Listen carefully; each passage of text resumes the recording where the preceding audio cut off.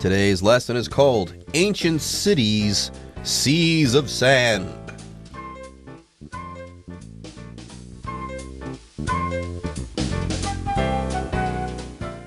Hello everyone, my name is Jeff. My name is Roger, and today we're going to be talking again about ancient cities and seas of sand in Tunisia, a country that is in North Africa, and it is often overshadowed by more popular destinations such as Egypt and Morocco. But still, Tunisia is interesting in its own right. We did talk about some of the things you can check out there. You can go to the capital city, and there are lots of interesting neighborhoods there that were influenced by colonization from the Ottomans and from the French. And what else did we talk about? We talked about some of the interesting districts with traditional markets, and you can see tile work, you can see mosques, you can see winding streets and stately avenues, and you can check out those trendy cafes. When you get tired, you can have some wonderful local food and soak up that local atmosphere. Now, Roger, those are all really, really good ideas, and we read about them last time, but you forgot one thing. You forgot the history. Sure, the French colonial period, it's pretty good, but I am a history buff, especially ancient history. The fact that there are actually Roman ruins in Tunisia, that's extremely interesting to me. Yes, you can check out ancient Roman ruins there in Tunisia because, yes, apparently Tunisia was once a part of the Roman Empire. How cool is that? Anyways, let's go ahead and start reading some more about Tunisia. We'll do so right after this short break. Venture further south still, away from the picturesque Mediterranean villages of the north, and you'll soon come face to face with Tunisia's wilder side. The landscape of southern Tunisia is often described by travelers as otherworldly. In fact, many of the centuries-old villages, hill forts, and underground dwellings common in these parts have served as filming locations for the Star Wars movies. To explore this area, base yourself in the town of Tatooine. If the name sounds familiar, it's because Star Wars director George Lucas used it as the name of his hero Luke Skywalker's home planet. Though the town is known primarily for its movie connections, it's almost as famous for its delicious gazelle horn pastries, crescent-shaped cookies filled with almond paste and flavored with orange blossom water. 大家好，第一部分我们看到单字 picturesque， 这个字是形容词，指风景如画的、如诗如画的。字尾 resque 表示像点点点般的、点点点风格的。例如 Carla spent the summer in a picturesque village. Carla 在一个风景如画的小村庄里度过夏天。或是 There is a picturesque lake nearby that lots of people like to paint. 这附近有座如诗如画的湖，许多人喜欢拿它来作画。接着我们看到名词 pastry， 指油酥糕点、酥皮点心。例如 If I could choose one type of food to eat without ever gaining weight, it would be pastries. 如果我可以选择一种食物吃了不会增重，我会选糕点。或是 For breakfast, we had apple pastries at the cafe near our hotel. 早餐时我们在旅馆附近的咖啡厅吃了苹果酥饼。再来我们看到单字 crescent， 这个字是名词，指新月形，像是 crescent-shaped 就表示新月形状的。像是 This crescent-shaped pastry was made by my older sister. 这个新月形糕点是我姐姐做的。另外，这个字还可以当形容词，指新月形的。举例来说 The crescent moon rose just after sunset. 新月就在日落之后升起。接着我们看到名词 blossom， 有花的意思，尤其指果树的花。例如 When spring arrives, the town fills with the smell of the blossoms on the trees. 当春天来临，镇上充满了树上的花香。另外，这个字也可以当动词，意思是开花、发展、兴盛。像是 When the trees blossomed, they looked like they were covered in snow. 当那些树开花时，看起来好像被雪覆盖。或是 Love blossomed between the two friends. 爱情在这两个朋友间发展。再举一个例子 Julia blossomed into a talented dancer in just a few years.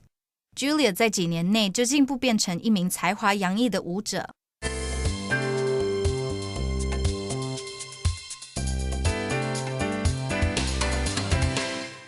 Okay, let's continue to talk about the sights and sounds of Tunisia.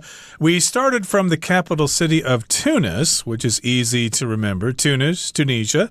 Pretty straightforward there. You probably flew in there if you're traveling to Tunisia.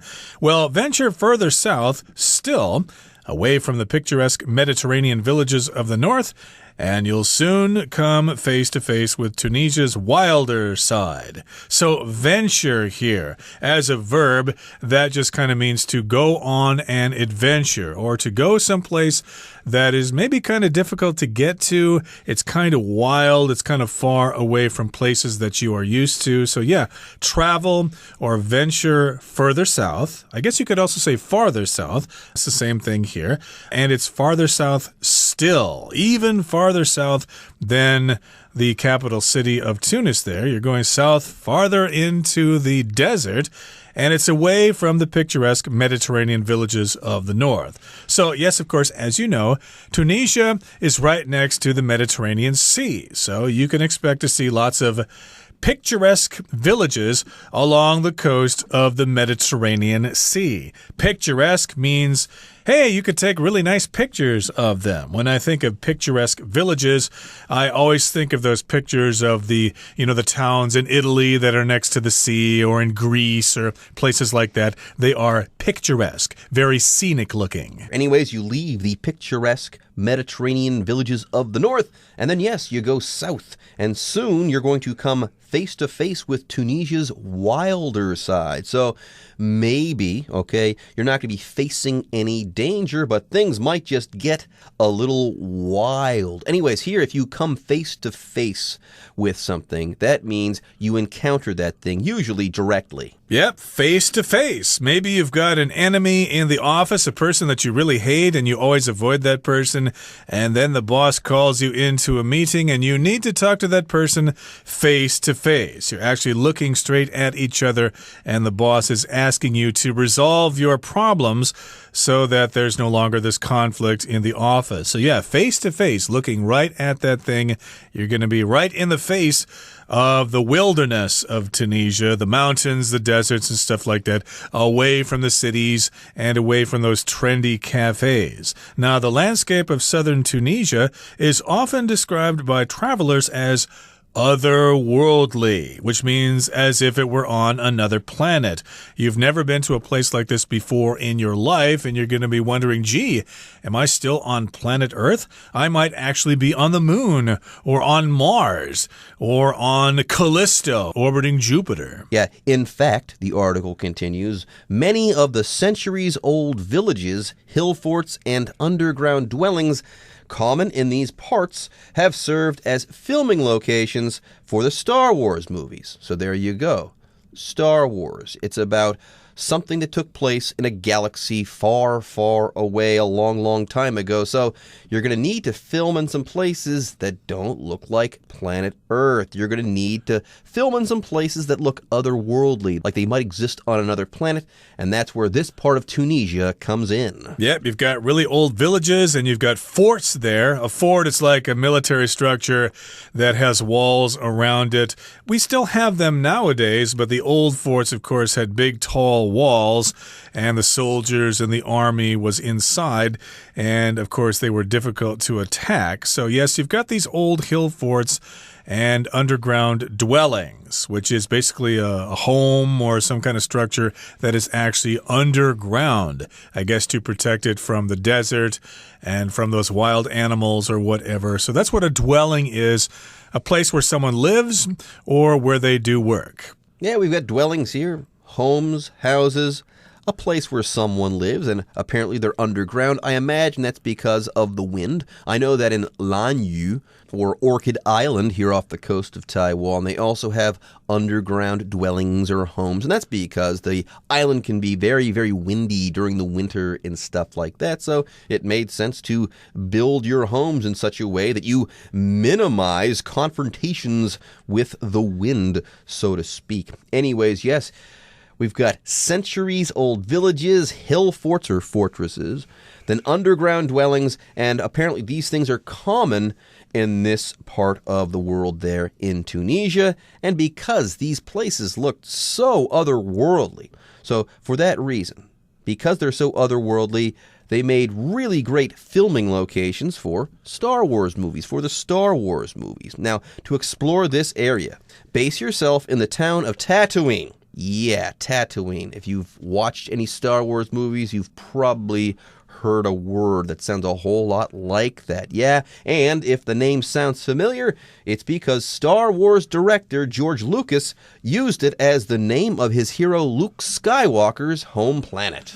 So that's where the name came from. I did not know that. I did know that the first Star Wars movie was filmed in Tunisia, but I did not know that there was a town there called Tatooine. And I guess George Lucas was at a loss for names of places, so he thought, well, let's just call it after this town here, Tatooine, with a different spelling, of course. And again, if you're a fan of Star Wars, you'll know who Luke Skywalker is. He was played by Mark Hamill, I believe. And though the town is known primarily for its movie connections, it's almost as famous for its delicious gazelle horn pastries. So, yeah, if you're a big fan of Star Wars, you'll probably go there to see where they filmed it. Oh, yeah, that looks really familiar. That's where they sold the robots. That's the scene where that took place. This is it. Wow, I'm so excited. But if you're not really into Star Wars, there are still many other things to check out here. For example, some pastries. A pastry is just something that you buy in a bakery. It's made with flour and sugar and stuff like that, baked in an oven. And these are kind of unique. They are gazelle horn pastries. And apparently here, yes, here we're going to learn more about the shape of these pastries. It says here that these pastries, they're kind of like cookies. They're crescent-shaped cookies filled with almond paste, I should say, and flavored with orange blossom water. Now, here we have the word crescent. When we talk about the crescent moon, we're talking about the moon up in the sky, and it looks either like a smiley face or something like that. That's the shape that we're talking about here. Yep, they kind of look like moons, you know, the moon you see in its first quarter there. I think that's what it's called. But yeah, the crescent, of course, is a common symbol of Islam. The star and the crescent, you get the idea. And that's what these cookies or biscuits are shaped like. And they've got that almond paste. And they are flavored with orange blossom water. So blossoms, of course, are flowers that grow out of certain plants, like peach blossoms, for example, or cherry blossoms. Here we've got orange blossoms, but if we're using the word blossom as an adjective, you don't put the S on there. We'll say orange blossom water. I guess you take the petals of these blossoms and soak them in water, and then you use it to flavor these cookies, and they'll be like nothing you've ever had in your life. Check them out. Okay, let's move on now to the next part of our lesson. Let's read it first. To the west of Tatooine is desert country, where the mighty Sahara meets civilization and sand dunes rise and fall like waves on the ocean. Visitors can explore Tunisia's 40,000 square kilometers of desert in relative comfort by 4x4 or on the back of a camel.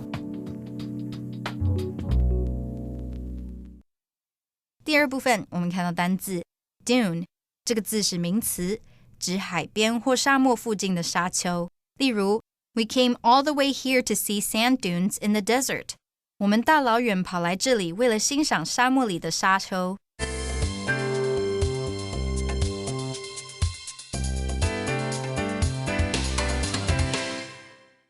Okay, folks, let's get on with things. I want to learn about the seas of sand. Yes, Tunisia, it's located right next to the Sahara Desert there, so let's go ahead and venture into the desert. Well, let's not actually do that. Don't venture into the desert. It's very dangerous there, very hot. If you got lost, well, you might never find your way out. So if you do go to Tunisia and you want to see the Sahara Desert, make sure you go with a knowledgeable guide. Anyways, to the west of Tatooine there in Tunisia is desert country, where the mighty Sahara meets civilization and sand dunes rise and fall like waves on the ocean. There you have it, waves on the ocean, seas of sand. I think we finally come full circle there as far as our title is concerned. Anyways, it says here that desert country in Tunisia is where the mighty Sahara meets civilization. Yes, not many people can live out in the Sahara Desert. It's just far too hot and too dry. So this is the place where civilization ends and the desert begins. Yep, civilization is where people live. You've got streets, buildings, cars, stuff like that. Also, we talk about ancient civilization, like ancient Egyptian civilization. You get the idea. Sand dunes are kind of like sand hills, and they go up and down like waves on the ocean. It's certainly going to be a place to check out, and visitors can explore Tunisia's 40,000 square kilometers of desert in relative comfort by 4x4. That's a special kind of vehicle. I think it is four-wheel drive. It's kind of like a Jeep or a big pickup truck. And you could also explore it on the back of a camel for a small price. But again, make sure you're going with a knowledgeable guide. You don't want to get lost out in the middle of the Sahara Desert. All right, folks, with that, it's time for us to take a short break, but don't go away. When we come back, we'll be wrapping up our article on Tunisia. To ensure a fun and relaxing trip in Tunisia, do some research and check for any travel restrictions or government advisement prior to departure. After you've done that, you'll be all set for an experience of a lifetime.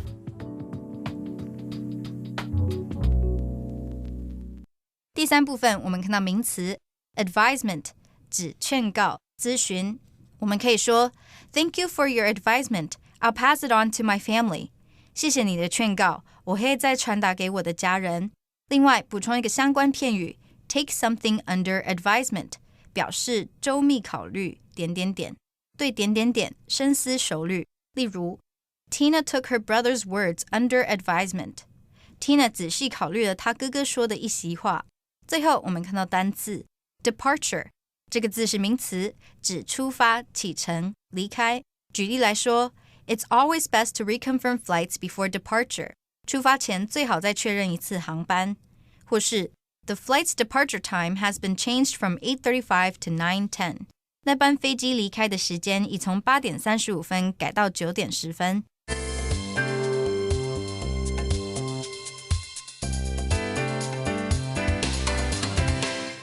Okay, so maybe we have whetted your appetite for a trip to Tunisia, but to ensure a fun and relaxing trip in Tunisia, do some research and check for any travel restrictions or government advisement prior to departure. So yeah, you've got to do some research. You got to make sure it's a safe travel destination, and you got to look for some government information. They might have some advisement. That's when they advise you or when they give you some advice, when they tell you what you should or should not do. Check these things out before you leave or prior to your departure. Prior to just means before. There you go. If there are travel restrictions, be aware of them. And if there are any government warnings or advisements, make sure you know about those before you leave or prior to departure. And after you've done that, you'll be all set for an experience of a lifetime there in Tunisia. Yes, you'll have a trip that you'll never forget. It will be an experience of a lifetime. All right, folks, with that, it's time for us to say ta-ta for now. But don't worry, don't fret. The Chinese teacher is on her way.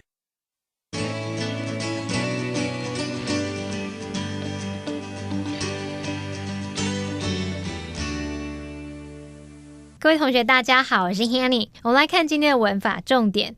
课文第一部分有一个句子提到，要探访这个地区呢，我们就以泰塔温镇来作为主要地点。那么这边它用到动词 base， 它表示说立基于什么什么，把什么什么建立在基础上，设基地的意思。那文中写到 base yourself in 什么什么，我们其实就可以把它翻译成以什么来作为你的主要地点，以什么什么来作为你的基地。好，另外我们常常也会用名词连字号 based 来组成复合形容词，表达说总部设在什么什么的，以什么为基底的，或是以什么为主的。像我们可以说 a Norway-based company 总部设在挪威的公司。A milk-based product 以牛奶为基底的产品。A tourism-based economy 以观光业为主的经济。好，那课文最后建议我们说，如果要去突尼西亚，最好在出发之前先做点功课，去查询看看有没有任何旅行限制啊，或是政府劝告。然后课文写到After you've done that, you'll be all set for an experience of a lifetime. 完成这些事之后，你准备好可以迎接千载难逢的体验咯。好，那句子里面的 set 是当形容词来表达准备好的。Be all set 就表示一切准备就绪，一切都准备好了。那 be all set 后面你可以接 for 加名词，也可以接不定词。例如 We're all set to go 就是说我们一切都准备好可以出发咯。那顺便补充一下 set 当形容词的其他用法。第一种呢 set 可以表达安排好的，预定好的。当我们说 be set to 加原形动词，就表示预定要怎么样怎么样。例如 The parade is set to begin at 2 p.m. 那场游行预定在下午2点开始。那么第二个 set当形容词还可以表达下定决心的，我们可以用 be set on 来表达决心要怎么样怎么样，后面可以接名词或动名词。例如 He has been set on becoming an actor since he was a child.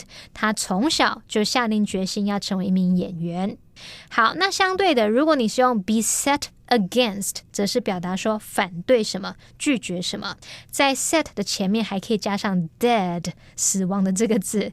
好，我们用法就是 be dead set against 加上名词或动名词来表达坚决反对什么什么。例如 Everyone was dead set against the plan. 所有的人都坚决反对那一项计划。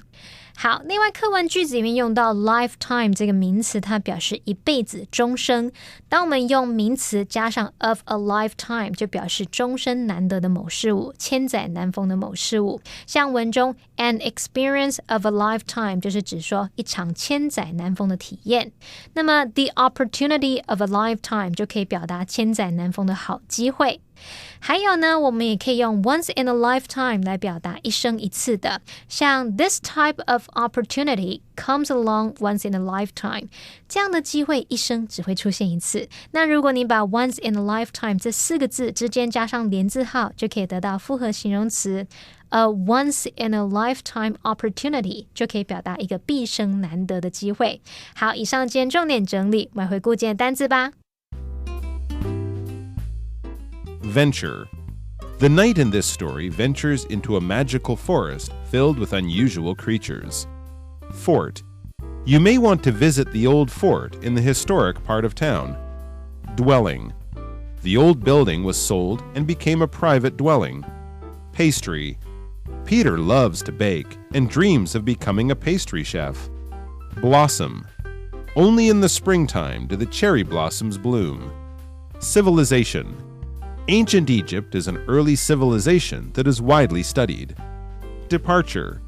Molly is packing her things to prepare for her departure this afternoon.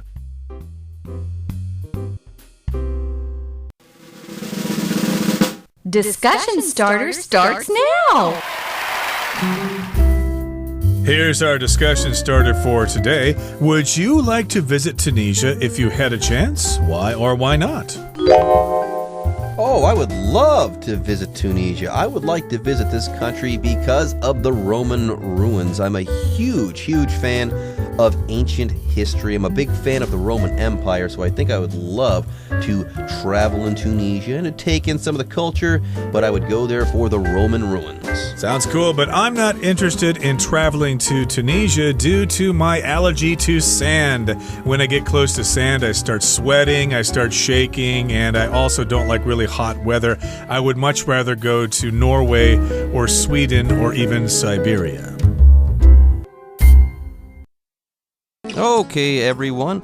With that, today's article is now complete. But, as always, we sure hope that you guys have enjoyed reading along with us. Anyways, I'm Jeff. I am Roger. See you next time.